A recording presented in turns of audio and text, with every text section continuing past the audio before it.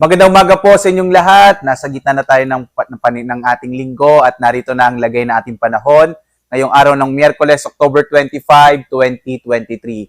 Sa ating latest satellite images, makikita ho natin na patuloy ang pag-iral ng shear line at ito ho magdadala ng mga pag-ulan partikular na dito sa may silangang bahagi ho ng Northern and Central Luzon. Kaya posibleng medyo malaki pa rin yung tsansa ng mga pag-ulan dito sa may bahagi ng Aurora, Isabela, Cagayan at gayon din sa may Northern Quezon. Sa pag-iral naman ng Northeast Monsoon, ito yung hanging amihan, makararanas pa rin ng mga may hinang pag-ulan partikular na dito sa may bahagi naman ng Northern Luzon. Samantala, mapapansin ho natin, merong mga kaulapan tayong namamataan dito sa may silangang bahagi ho sa labas ng Philippine Area of Responsibility.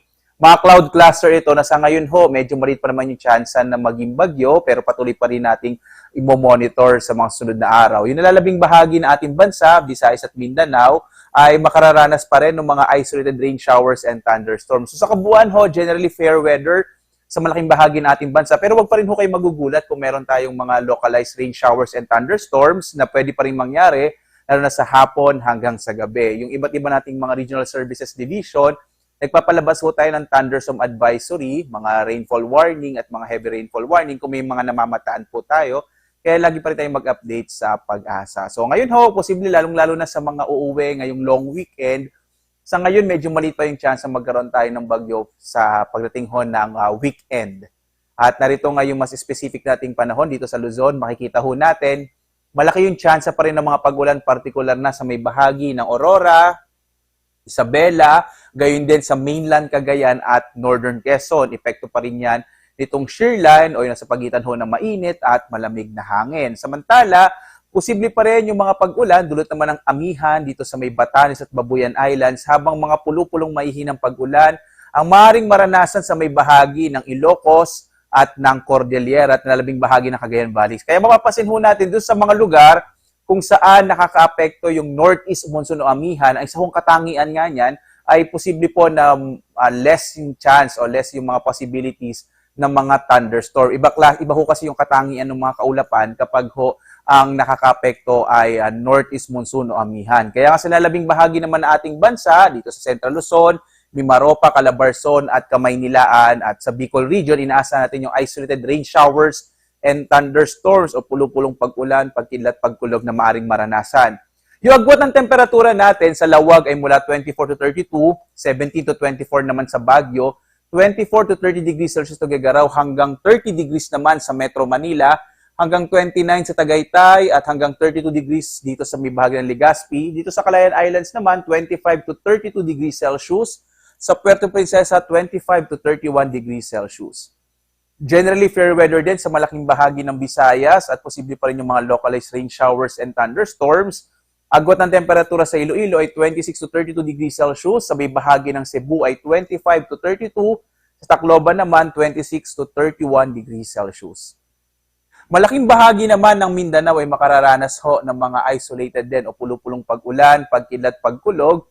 At ang temperatura sa Zamboanga ay 24 to 34 degrees Celsius. Sa Cagayan de Oro, 24 to 32 degrees Celsius. Sa Davao naman, nasa 24 to 33 degrees Celsius.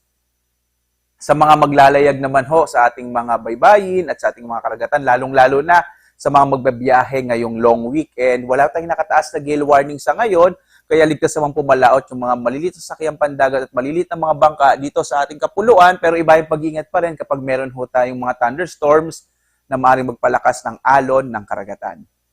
Tingnan naman ho natin yung ating extended outlook, ano mangyari hanggang pag-araw ng Sabado. Makikita ho natin dito sa ating mga major cities, sa Kamaynilaan, Baguio, Legazpi, Metro Cebu at Metro Davao. Generally fair weather sa mga susunod na araw hanggang pagdating po ng Sabado. At posible nga makikita ninyo itong Kamaynilaan at Baguio City, mga isolated light rays. Ibig sabihin, nakikita ho natin na sa mga susunod na araw, posible hong lumakas yung amihan. Yung agwat ng temperatura sa Metro Manila, 23 to 30 degrees Celsius. Sa Baguio, 16 to 24. Sa Legazpi, 24 to 32. Habang sa Metro Cebu, mula 25 to 32 degrees Celsius. Dito naman sa may bahagi ng Metro Davao ay mula 24 to 34 degrees Celsius.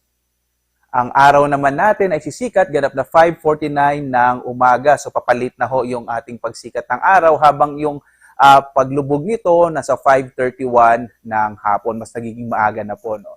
At sundan pa rin tayo sa ating iba't ibang mga social media platforms, kagaya nung ating sinasabi, naglalabas po tayo ng mga thunderstorm advisory at mga rainfall warning sa pamamagitan ng ating iba't ibang mga social media platforms, gaya ng X, sa Facebook, at yung mga update natin via YouTube, at sa mas marami pang impormasyon sa lagay ng ating klima at panahon, maaari tayong pumunta sa ating website pag-asa.dosc.gov.ph. At live po na nagbibigay sa inyo ng update mula dito sa Pag-asa Weather Forecasting Center. Ako si Obet Badrina. Maghanda po tayo lagi para sa ligtas na Pilipinas. Maraming salamat po. Have a blessed day sa inyong lahat.